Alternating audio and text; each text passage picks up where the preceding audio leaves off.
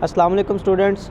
Today we are going to start lecture number 7 and 8 Introduction to Solids from chapter 4 Liquid and Solid. बच्चों आज हम introduction से start कर रहे हैं सॉलिड्स के। सबसे पहले आपको सॉलिड्स की डेफिनेशन का पता होना चाहिए। सॉलिड्स ऐसे सब्सटेंस हैं जो रिजिड, हार्ड, डेफिनेट शेप और डेफिनेट वॉल्यूम रखते हैं।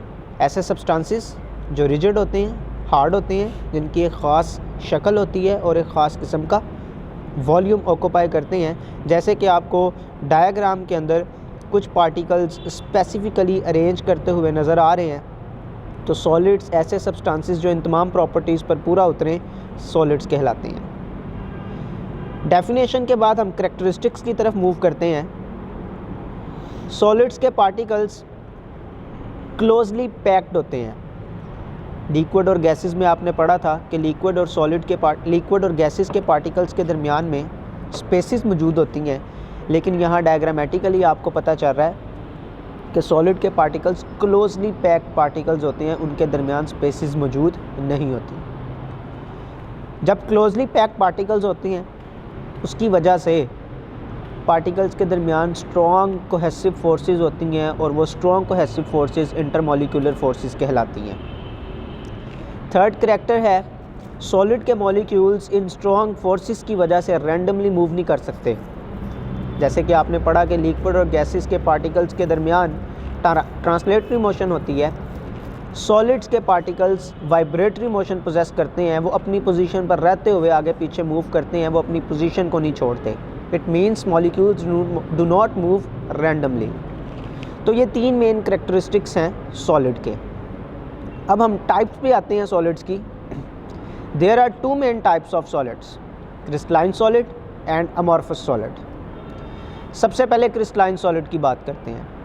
क्रिस्टलाइन सॉलिड ऐसे सॉलिड हैं जिनको बनाने वाले एटम, आयंस या मॉलिक्यूल्स 3 डायमेंशनल पैटर्न में अरेंज करते हैं। जैसे डायमंड, NaCl के क्रिस्टल्स, शुगर मॉलिक्यूल्स के क्रिस्टल्स, ये सारे के सारे क्रिस्टलाइन सॉलिड्स हैं क्योंकि स्पेसिफिक शेप भी रखते हैं, इनकी स्पेसिफिक ज्योमेट्री भी होती है, इनके ख़ास किस्म के मेल्टिंग पॉइंट होते हैं, स्पेसिफिक हीट ऑफ फ्यूजन्स होती हैं। इस वजह से ये क्रिस्टलाइन सॉलिड्स कहलाते हैं और ये ट्रू सॉलिड्स होती हैं क्योंकि ये सॉलिड्स की डेफिनेशन पर पूरा उतरते हैं। सेकंड टाइप होती है अमॉर्फस सॉलिड। ऐसे सब्सटेंस जिनको बनाने वाले एटम्स, आयंस या मॉलिक्यूल्स 3 डायमेंशनली स्पेसिफिक ऑर्डर में अरेंज नहीं करते, ऐसे सॉलिड्स अमॉर्फस सॉलिड्स कहलाते हैं। लेकिन पूरे अमॉर्फस सॉलिड के अंदर कोई छोटा सा रीजन ऐसा ज़रूर होता है जिसमें एटम्स की अरेंजमेंट स्पेसिफिक होती है, और अमॉर्फस सॉलिड का वो रीजन जिसमें एटम स्पेसिफिकली अरेंज करते हैं वो रीजन क्रिस्टलाइट कहलाता है। अगर हम इसकी एग्जांपल्स देखें तो ग्लास, प्लास्टिक, रबर, ग्लू, ये सारे अमॉर्फस सॉलिड्स हैं। अमॉर्फस सॉलिड्स के ना कोई स्पेसिफिक वॉल्यूम होता है, ना स्पेसिफिक शेप होती है, ना ही शार्प मेल्टिंग पॉइंट होते हैं, ना ही स्पेसिफिक हीट ऑफ फ्यूजन होती है। आगे मूव करते हैं जी इस टॉपिक से रिलेटेड कुछ MCQs की तरफ। जैसे कि नंबर 1 आपको नज़र आ रहा है, crystallites are present in A metallic solids, B crystalline solid, C amorphous solid, D vitreous solids. तो अभी हमने पढ़ा है क्रिस्टलाइन बेसिकली अमॉर्फस सॉलिड के स्मॉल रीजन्स होते हैं जिनमें एटम्स ऑर्डरली अरेंज करते हैं। तो अमॉर्फस सॉलिड इसका करेक्ट ऑप्शन है। नेक्स्ट MCQ की तरफ मूव करते हैं। सॉलिड में be made up of ions, atoms, molecules या ऑल। तो सॉलिड आयंस के मिलने से भी बन सकते हैं, एटम्स के मिलने से भी बन सकते हैं और मॉलिक्यूल्स के मिलने से भी बन सकते हैं। इस वजह से D is the correct option.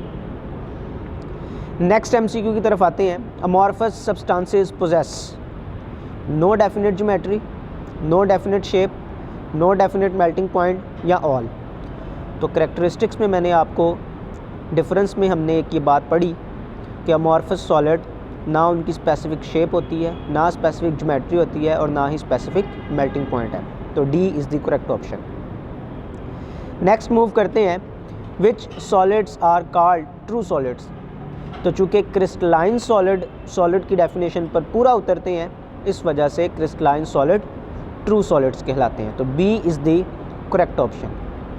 तो बच्चों इसके अलावा एक चीज़ और जो डिफरेंस के अंदर आपको बताता चलूँ क्रिस्टलाइन और अमॉर्फस सॉलिड के डिफरेंस में, कि क्रिस्टलाइन सॉलिड को अमॉर्फस सॉलिड में भी कन्वर्ट किया जा सकता है। क्रिस्टलाइन सॉलिड्स को मेल्ट करें और मोल्टन मैस को रैपिडली कूल करें। जब आप मोल्टन मैस को रैपिडली कूल करेंगे तो मॉलिक्यूल्स, एटम या आयंस को टाइम नहीं उतना मिलेगा कि स्पेसिफिकली अरेंज कर सकें जैसे वो पहले थे, तो लिहाजा इर्रेगुलर शेप में सॉलिडिफाई हो जाएंगे। तो इस तरह से क्रिस्टलाइन सॉलिड्स अमॉर्फस सॉलिड्स में कन्वर्ट हो सकते हैं। अमॉर्फस सॉलिड्स को सुपर कूल लिक्विड भी बोला जाता है। सुपर कूल लिक्विड ऐसे सब्सटेंसेस होते हैं जो अपने फ्रीजिंग टेम्परेचर से कम टेम्परेचर पर भी फ्रीज़ नहीं होते, सॉलिडिफाइड नहीं होते। क्यों? क्योंकि उनके पार्टिकल्स की स्पेसिफिक अरेंजमेंट नहीं होती। इस वजह से amorphous solid super cool liquid भी कहलाते हैं। होप सो आपको सारा लेक्चर क्लियर होगा। इंशाल्लाह नेक्स्ट वीडियो में अगले लेक्चर्स को डिस्कस करेंगे, क्रिस्टल सेल पढ़ेंगे नेक्स्ट लेक्चर के अंदर। अल्लाह हाफिज़।